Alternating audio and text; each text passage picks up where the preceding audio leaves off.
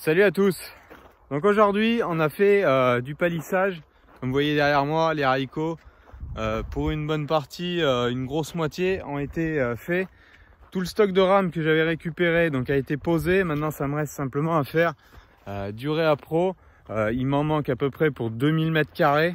Donc j'ai 4300 en chiffre rond de contrat. Mais donc ça a pas mal avancé. Lundi, j'avais donc mis un petit complément d'engrais d'azote sur les haricots. Donc, il fallait 30 unités, il me fallait 60 kg d'engrais à apporter. Donc, j'ai pas voulu atteler le géospread, bien sûr, pas voulu non plus mettre en route le chariot avec le quad. Donc, j'ai réalisé tout ça avec le de lin sur le quad, en passant plusieurs fois à vitesse réduite. Bon, vous le verrez dans la vidéo de dimanche. Ça s'est pas trop mal passé. Suite à ça, je sais pas si vous le voyez derrière moi, donc là ça a été rebiné. Donc ça c'est donc là il y a deux planches, 2 fois 2 rangs, plus un rang là-bas qui n'ont pas été palissés.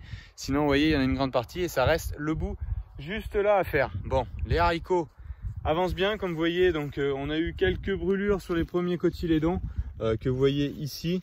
Bon, rien de catastrophique, et là ils sont en train de mettre leurs feuilles et on en voit certains qui commencent à vouloir filer. Donc vous voyez c'est comme ça là, donc là ils vont aller attraper les rames sous peu. D'ici que le stock arrive, donc justement les 2000 m² restants donc vont arriver début de semaine prochaine pour qu'on rame en gros mardi, mercredi prochain j'espère. Donc ils vont encore évoluer. Aujourd'hui on a plutôt une bonne après-midi, donc ce matin ça faisait pas très chaud pour ramer, mais justement on était pas mal parce que c'est un peu physique, ça nous occupe quand même. Donc là on en a planté 2300 2400 m² à peu près. On a fait ça, on en a fait 400 m² hier soir avec mon père tous les deux pour se prendre un peu la main, et ce matin on était 8 pour le faire. En gros sur 3 heures ce matin à 8 on a fait tout le reste là. Donc ça avance quand même pas mal quand on peut approcher justement avec le télescopique les racks où il y a les rames. Et j'avais prévu justement, donc vous voyez au milieu, là j'ai mon passage d'irrigation tout au bout, je sais pas si vous voyez la bouche là. Ça me permet de naviguer avec le télescopique et ça me permet aussi donc d'avoir mon passage de traitement. Parce que si traitement il y a à faire, bien sûr je peux passer par-dessus. Juste pour rappel, donc c'est des haricots rames semences. Donc c'est pas une production, c'est pas un métail qu'on va ramasser pour faire de la protéine dans de la nutrition animale. On peut pas ramer ces haricots avec des maïs, servir de maïs comme tuteur pour que ça pousse. Pourquoi? Parce que lors de la récolte, il y a deux options de récolte. La machine, c'est pas une moissonneuse batteuse, c'est une colombo, c'est un battage beaucoup plus doux, un peu plus grossier mais plus doux, parce que derrière on a aussi des objectifs de faculté germinative sur ces lots de semences là. Il faut que ça soit relativement propre, mais de toute façon à l'usine ils ont du triage qui fait qu'ils vont nettoyer ce lot là, et ensuite donc de la faculté germinative. Pourquoi pas une batteuse? Parce qu'une batteuse a tendance à choquer les grains et à perdre en faculté germinative. Donc pour passer dans la colombo, faut déramer. Donc une fois là qu'ils auront poussé, mais je vous ferai voir ça quand ça va évoluer hein.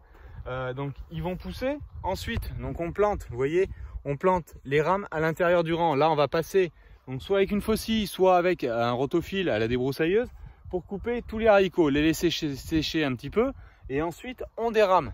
Donc pourquoi du bambou et du bambou de première pousse?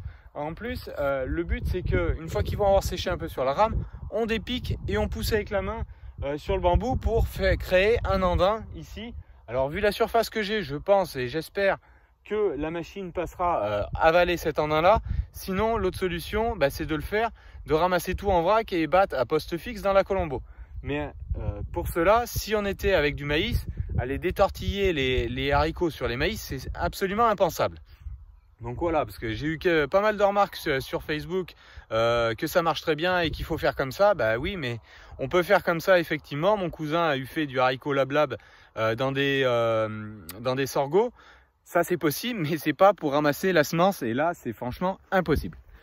Donc voilà quelques petits points après une petite partie de ramage, de palissage sur ces haricots.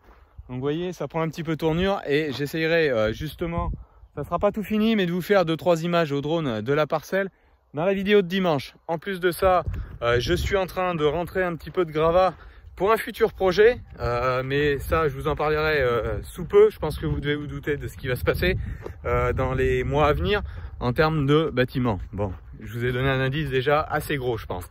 Voilà, donc ça a avancé un peu. Le 6810, ils doivent revenir demain pour changer, enfin qu'on puisse remonter la trompette avec le demi-arbre sur le tracteur. Le tout, je mets sur le porte-engin. J'ai une bricole à faire aussi sur le 6R, donc j'en profiterai, excusez-moi du vent, j'en profiterai de mettre le 6R et le 6810 tout sur le porte-engin. Je leur emmène tout à la concession, comme ça, moi, je récupérerai tout d'un coup.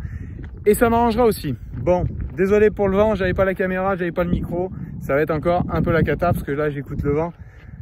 Mais voilà un petit peu les nouvelles des 2-3 derniers jours de ce que j'ai fait, en partie, pas que, sur l'exploitation. Allez, je vous dis bonne soirée à vous tous et puis à la prochaine. Ciao, bye bye.